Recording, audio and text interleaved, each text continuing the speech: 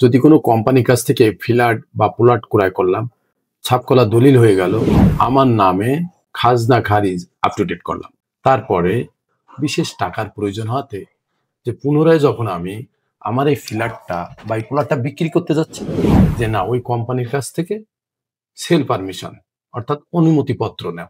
Sell permission অথবা অনুমতিপত্র যখন নিতে যাব, কি বলে যে আমাদের সার্ভিস চার্জ আছে, তাও একটা মোটা অঙ্কের সার্ভিস চার্জ চায়। কেন?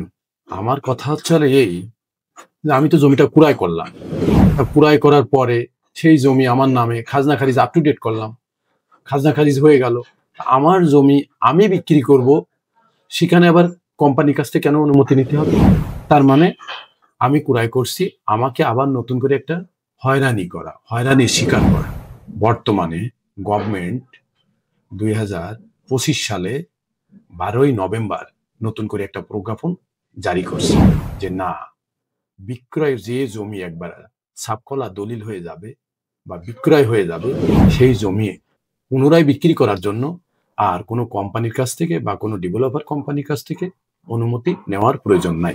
যদি কোনো ডেভেলপার কোম্পানি বা কোনো ব্যক্তি এই প্রজ্ঞাপন অমান্য করে কোনো অর্থ নেয়, তাহলে ডেভেলপমেন্ট বা রিয়েল এস্টেট অ্যাক্ট 2010 অনুসারে অথবা রিয়েল এস্টেট আইন 2011 অনুসারে শাস্তিযোগ্য অপরাধ। শুধু তাই নয়, শাস্তি নয় শুধু, অর্থদণ্ড এবং শাস্তি দুটোই হতে পারে।